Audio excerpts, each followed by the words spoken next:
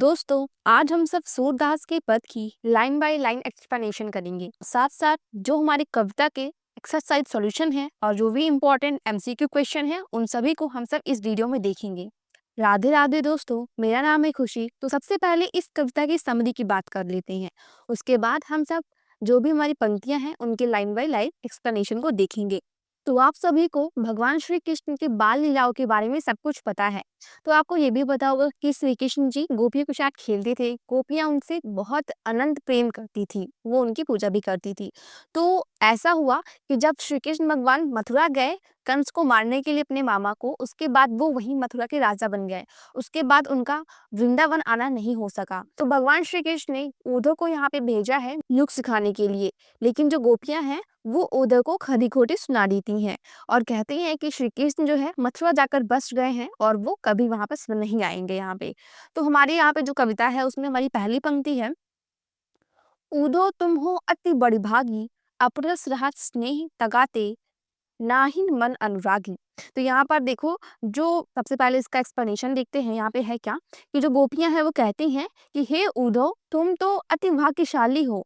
तो यहाँ पे भाग्यशाली का अर्थ समझो, या फिर आप बोल सकते हो कि वो अभाग्यशाली है। तो गोपियां कहती हैं हे उद्धव तुम तो अति भाग्यशाली हो, तुम बहुत भाग्यशाली हो।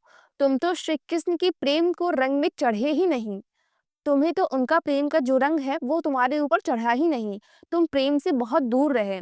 शेकिन से अगर तुम्हारा प्रेम हुआ होता तुम उनसे अलग नहीं रह पाते। ठीक है, मतलब कहने की हे उद्धव तुम तो बहुत भाग्यशाली हो कि तुम्हें श्री कृष्ण का जो प्रेम का रंग है वो तुम पर चढ़ा ही नहीं। अगर तुम पर भी श्री कृष्ण का प्रेम चढ़ा होता तो तब तुम भी उनसे अलग नहीं रह पाते। तो ऐसा कहकर जो गोपियां हैं वो उद्धव को एक व्यंग करती हैं, उनको ताना मारती हैं। तो सबसे पहले देखिए, आइए हम इस शब्द का एक सबसे पहले हम इसका जो है वो देखते हैं। ठीक है, अर्थ देखते हैं। सबसे पहले यहाँ पर हम लोग एक एक शब्द का अर्थ देखते हैं। तो ऊधो मीन्स होता है तो यहाँ पे ऊधो कह रही हे ऊधो, तुम मतलब तुम। ठीक है, अति मतलब होता है अत्यधिक, बड़भागी मतलब होता है भाग्यशाली, अपरश मतलब दूर, रहत मतलब होता है रहते हो। तो यहाँ पे देखिए शनि शब्द का प्रयोग हुआ है। शनि मतलब होता है प्रेम के, और तगा मतलब होता है धागे। ठीक है, हम लोग बोलते हैं तागा। और फिर यहाँ पे तय मतलब होता है सह, नाही मतलब होता है नहीं, मन मतलब होता है हमारा मन, और अनुरागी मतलब होता है प्रेम। तो यहाँ पे हमारे कवि सूरदास जी ने ब्रज भाषा का प्रयोग किया हुआ है। नेक्स्ट लाइन है, उरैन पात रहत जल भीतर, ता रस दे न दागी, जो जल माह तेल की गागरी, बूंद न ताके लागी। तो यहाँ पर इसका अर्थ देख लेते हैं, तब उसके बाद फिर हम लाइन बाय लाइन, तो इसके बाद हम सब इसका लाइन बाय लाइन एक्सप्लेनेशन करेंगे। तो यहाँ पे कह रहे हैं क्या कि पुरैन पास रहत जल भीतर, मतलब जो कमल का पत्ता होता है ना वो जल के भीतर ही होता है। ठीक है, जैसे कि अभी आपको दिख रहा है कमल का पत्ता जल के भीतर ही है, लेकिन उस पर पानी की एक बूंद भी ठहरती नहीं है, उस पर लगती नहीं है, वो गिर जाती है। तो वैसे ही अगर हम सब किसी तेल की गागरी को भी जल में डाल दें, उस पर भी पानी की एक बूंद भी नहीं रुकेगी। अभी आप किसी कटोरी में तेल ले लीजिए, उसमें पानी डालिए तो वो पानी नीचे गिर जाता है फिसल के। तो वैसे ही यहाँ पे वो उनको ताना कस रही है कि तुम्हारे ऊपर जो श्री कृष्ण का प्रेम है, तुम उनके पास रहकर भी तुम्हारे ऊपर श्री कृष्ण का जो प्रेम है वो उसका रंग चढ़ा ही नहीं। ठीक है, तो यहाँ पर देखिए हम लोग इसका अर्थ देखते हैं। तो पुरैन मतलब होता है कमल का, पात मतलब होता है पत्ता। ठीक है, कमल का पत्ता, रहत जल भीतर, जल के भीतर रहता है। तो जो कमल का पत्ता है वो जल के भीतर ही रहता है। तो रस देह न दागी, उस पर जो है ना, उसके शरीर पर, उसके पत्ते पर पानी की बूंद की एक बूंद भी उस पर टिकती नहीं है, उस पर लगता नहीं उस पर पानी है। ठीक है, जो जल मह तेल की गागरी, जो मतलब होता है जिस तरह, जल मतलब पानी, मह मतलब में, और तेल मतलब होता है तेल। ठीक है, और फिर यहाँ पे गागरी मतलब होता है मटकी। तो वैसे ही अगर किसी मटकी पर तेल लगा हुआ है तो उस पर भी एक भी जल जो है वो रुकेगा नहीं, बूंद न ताको लागी, उसको भी एक भी बूंद लगेगी नहीं। ठीक उसी तरह कह देंगे हे उद्धव, जिस तरह जो कमल का पत्ता है वो जल में रहता है और उस पर पानी की एक बूंद भी नहीं रुकती है, और जैसे जो तेल की गागरी है उस पर भी पानी की एक बूंद ठहरती नहीं है, ठीक उसी तरह उद्धव तुम्हारे ऊपर भी जो श्री कृष्ण का प्रेम का रंग है ना वो चढ़ा ही नहीं। प्रीति नदी में पाव न भोरियो, दृष्टि न रूप परागी, सूरदास अबला हम भोरी, गुड़ चाटी जो पागी। तो यहाँ पर जैसे कि ऊपर की दो पंक्तियों में ताने दिए गए हैं। एक्चुअल में जो पूरी कविता है ना वो तानों पे बनी हुई है। तो यहाँ पे जो गोपियाँ हैं वो तानों दे रही है उसको उद्धव को। जैसे कि आप मान लो कि एक नदी है, उसमें उद्धव ने अपने पाँव नहीं डुबोए हैं। वो नदी किस चीज़ की है? वो नदी है श्री कृष्ण के प्रेम की, ठीक है? जिसमें उद्धव ने पाँव नहीं डुबोए हैं। तो यहाँ पर दोस्तों जो हमारा इसका अर्थ है, जैसे कि मान लो एक नदी है, तो उसमें उद्धव ने अपने पाँव नहीं डुबोए हैं। वो नदी किस चीज़ की है? वो नदी है श्री कृष्ण के प्रेम की। उसमें उद्धव ने अपना पैर डुबोया ही नहीं। ऐसा कहते हुए गोपियाँ ताना मारती हैं कि तुम्हारी दृष्टि तो किसी के मुख पर मुग्ध ही नहीं हुई। तुम तो ऐसे व्यक्ति हो जो किसी के रूप पर मोहित ही नहीं हुए हो। क्योंकि जो श्री कृष्ण के रूप पर, उनके मुख पर आकर्षित नहीं हुआ, वो किसी और पर क्या होगा। तो ऐसे कह के जो गोपियाँ हैं वो ताना मारती हैं। आइए इसका अर्थ देखते हैं। प्रीति नदी मतलब होता है प्रेम रूपी नदी। मी मतलब मैं, ठीक है। पाँव मतलब होता है पैर। ना मतलब होता है नहीं। बोरियो मतलब होता है डुबोया, ठीक है। और दृष्ट न रूप परागी। परागी मतलब होता है मुग्ध होना। और यहाँ पर शूरदास अबला, अबला मतलब होता है शक्तिहीन, ठीक है। भोर मतलब भोरी। गुड़ चाटी जो पागी।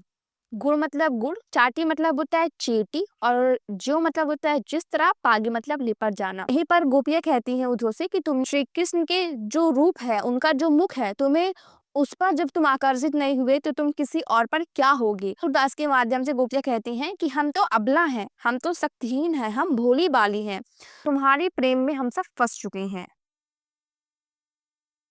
नेक्स्ट है हमारा, मन की मन ही मांझ रही, कहिए जाई पे कौन पे ऊधू, ना ही परत कही।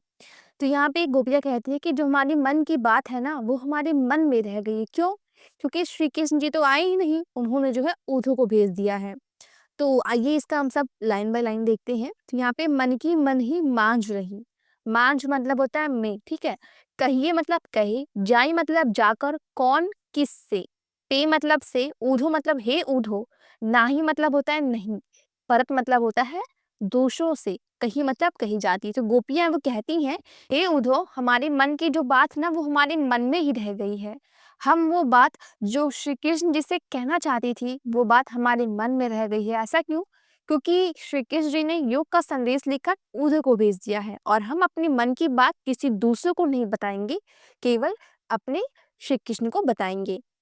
फिफ्थ है हमारा, अवधि आधार आस आवन की, तन मन बिथा सही, अब इन जोग संदेशन सुन सुन, विरहीन विरा दही। तो यहाँ पे जो हमारी फिफ्थ पंक्ति है, इसमें देखिए जो गोपियां हैं वो कहते हैं श्री कृष्ण से कि हमारे मन में जो श्री कृष्ण के आने की जो उम्मीद थी, आशा थी, वो हमारे मन में पीड़ा बनकर हम उसे सहन कर रहे हैं।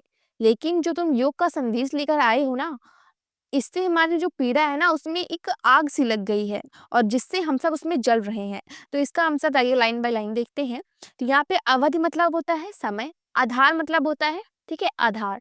आशा मतलब होता है, यहाँ पे अवधि मतलब होता है समय, आधार मतलब होता है आधार, आस मतलब होता है आशा, आवन मतलब आने की, और फिर बिथा मतलब होता है पीड़ा, सही मतलब होता है सहन करना, जोग मतलब होता है योग, संदेशनी मतलब संदेश, सुन सुनी मतलब होता है सुन सुनकर, और विरहिणी मतलब होता है बिछड़ने वाली जो गोपियां हैं। विरह मतलब होता है बिछड़ना, और दही मतलब होता है जल रही हैं। गोपियां कहती हैं कि हम तो मन में ये उम्मीद थी हमें, गोपियां कहती है कि हमारे मन में ऐसी उम्मीद थी, आशा थी कि श्री कृष्ण खुद आएंगे, हमसे बातें करेंगे, लेकिन उन्होंने योग का संदेश लेकर उद्धव को भेज दिया है। और फिर अब ये जो बात है उसे हम सब पीड़ा बनाकर हम सब सहन कर रहे हैं। लेकिन तुम ये जो योग का संदेश लेकर आए हो ना, इसे सुन सुनकर ना हमारी जो पीड़ा है ना उसमें आग लग गई है, और हम उसमें जो है जल रहे हैं। नेक्स्ट देखिए हमारा, चाहती हुती गुहार जितई ते, उत्ते दार बही, सूरदास अब धीर धरे क्यों, मर ज्यादा न लही।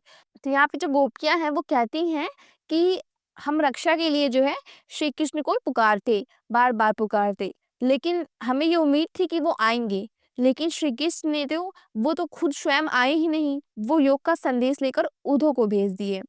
सूरदास के माध्यम से गोपियां कहती हैं कि अब हम धैर्य कैसे रखें, हमारे अंदर जो मर्यादा थी, उसकी जो सीमा थी, वो अब नहीं रही।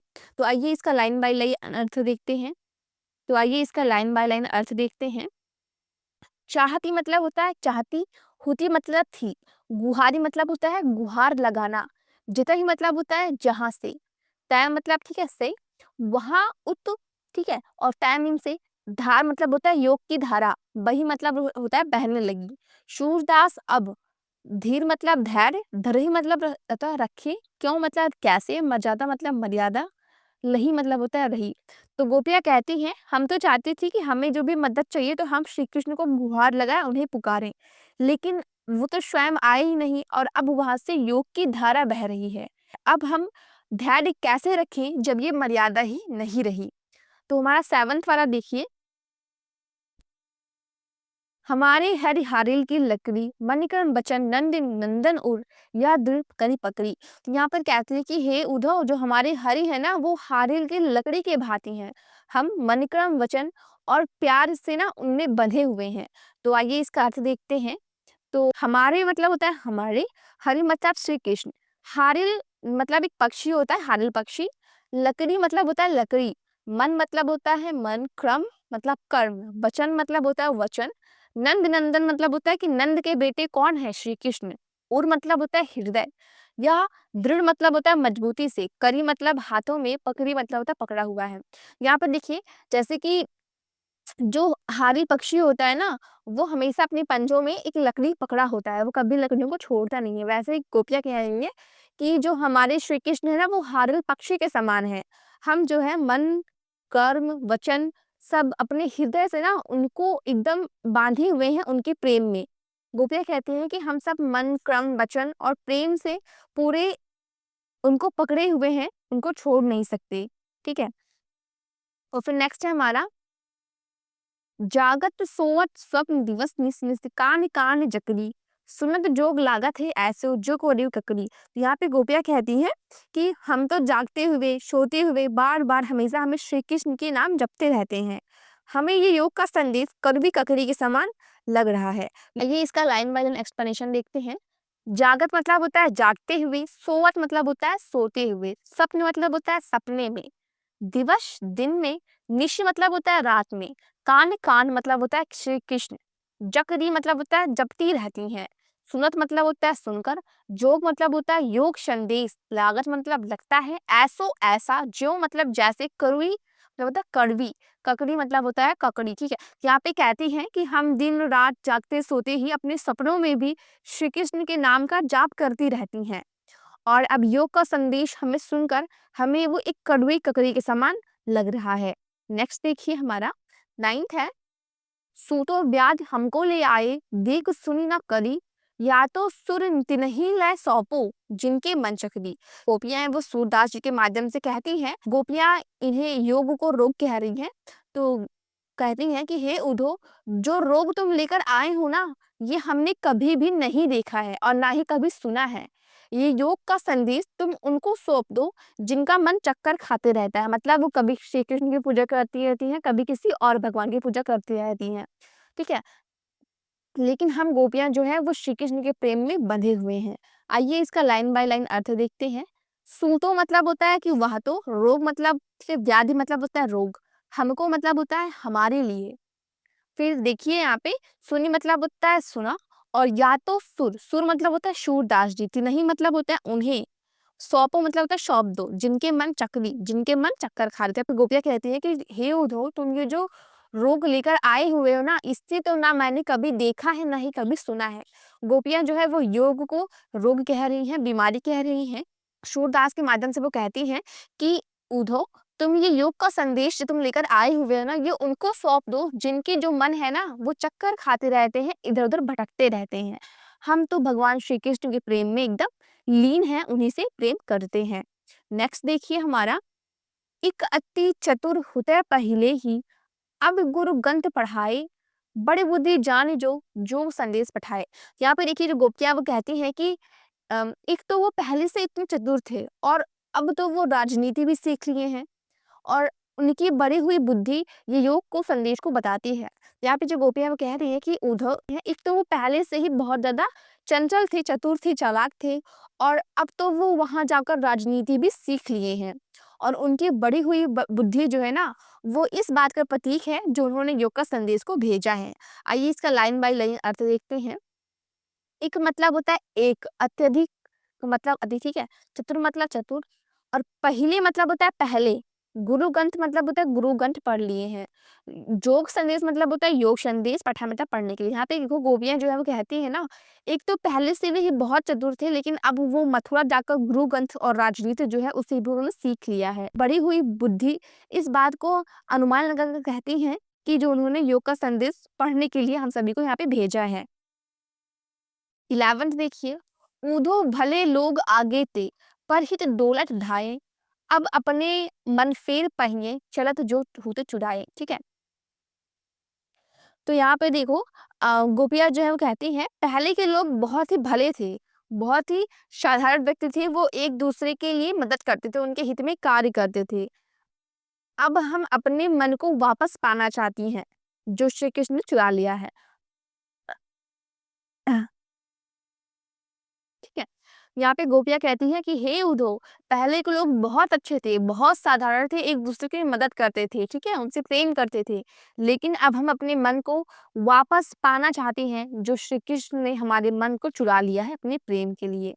तो यहाँ पे इसका लाइन बाय लाइन एक्सप्लेनेशन देखते हैं। उद्धव मतलब उद्धव, भले लोग, आगे मतलब होता है पहले, पर मतलब होता है दूसरों के, हित मतलब भले के लिए, दौलत ढाई मतलब होता है दौड़ते फिरते रहते थे, फिर मतलब फिर, पहिए मतलब होता है पा लेना, चलत मतलब होता है जाते हुए, ठीक है। यहाँ पे गोपियाँ कहती है कि हे उद्धव, पहले के लोग एक दूसरे की मदद करते थे, वो बहुत ही भले इंसान थे, वो एक दूसरे की मदद करते थे, उनके लिए दौड़ते फिरते थे। लेकिन अब हम अपना मन वापस लेना चाहती हैं, जो श्री कृष्ण ने हमारे मन को चुरा लिया है।